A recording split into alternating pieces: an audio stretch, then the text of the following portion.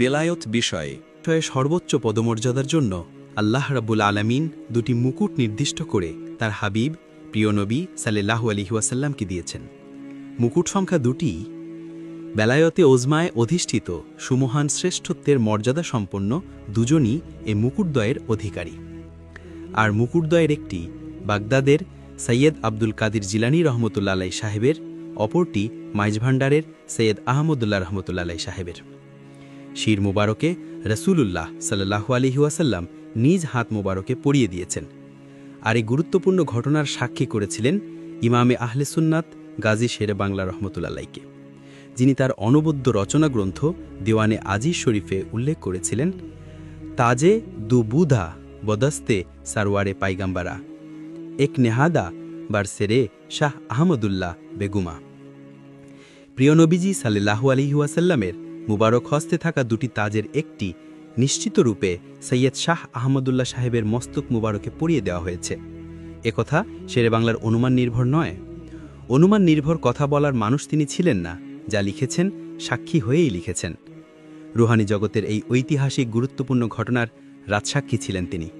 প্রয়োজন ও আল্লাহর সিদ্ধান্তে তিনিই মনোনীত। কেউ যখন কোনো ঘটনার সাক্ষী হন, সেই ঘটনার সবিস্তার বর্ণনা দেওয়ার সক্ষমতা শুধুমাত্র তারই। তার বর্ণনা একমাত্র নির্ভরযোগ্য।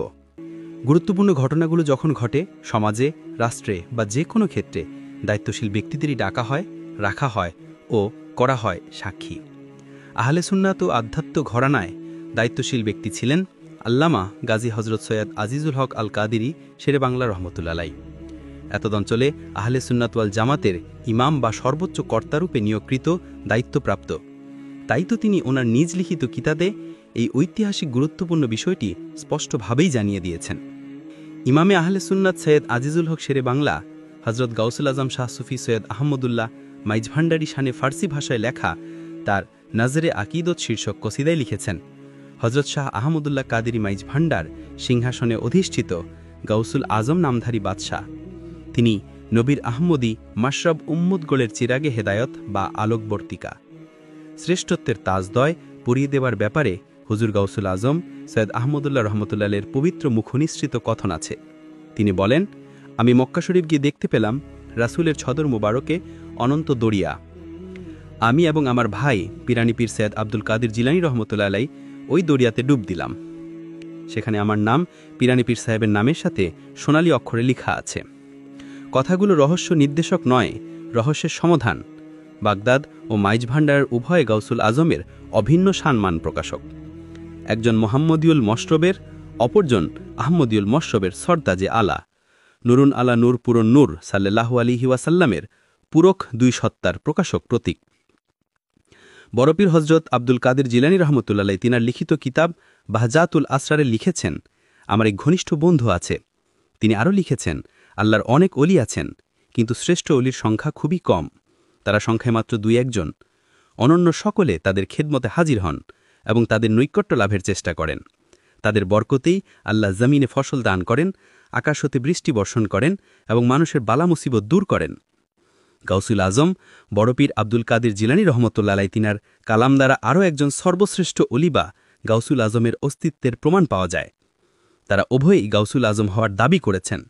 তাই তো বিখ্যাত বুজুর্গ হজরত মাওলানা বজলুল করিম মন্দাকিনী রহমতুল্লাহ আলাই হজরত গাউসুল আজম সৈয়দ আহমদুল্লাহ মাইজভান্ডারি কেবলার শানে লিখেছেন, গাউসে ধন জগতের সুলতান হজরত পীরনে পীরের পদে পদমান, গাউসে ধন জগতের সুলতান।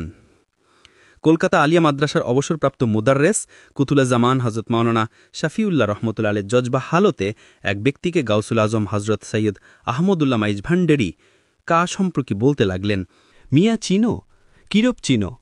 600 বছরের মধ্যে এইরূপ অলিউল্লাহ পৃথিবীতে আসেননি। উল্লেখিত বাণী হতে স্পষ্ট বোঝা যায় যে ইহা 600 গুণ 3 বছরের একটা দায়রাবৃত্ত। এই দায়রাবৃত্তটি পর্যায়ক্রমে হজরত ঈসা আলাইসাল্লামের জন্ম প্রথম খ্রিস্টাব্দে হতে হজরত মুহাম্মদ সাল্লাল্লাহু আলাইহি ওয়াসাল্লাম থেকে গাউসুল আজম হজরত শাইখ আব্দুল কাদের জিলানী রহমতুল্লাহ আলাই থেকে গাউসুল আজম হজরত শাইদ আহমদুল্লাহ মাইজভান্ডারি রহমতুল্লাহ আলের জন্ম 1826 খ্রিস্টাব্দ পর্যন্ত মোট 1800 বছরের একটা দায়রাবৃত্ত। মহিউদ্দিন ইবনুল আরাবি রহমতুল্লাহ আলাই তার ফুসুস উল হিকম কিতাবা বলেন, খাতিমুল আউলিয়া রাসূলুল্লাহর বিভিন্ন রূপের মধ্যে শ্রেষ্ঠতম রূপ। খাতিমুল আউলিয়ার বর্ণনা অনুসারে গাউসুল আজম হজরত সৈয়দ আহমদুল্লাহ মাইজ ভান্ডারী হলেন প্রথম খাতিমুল আউলিয়া।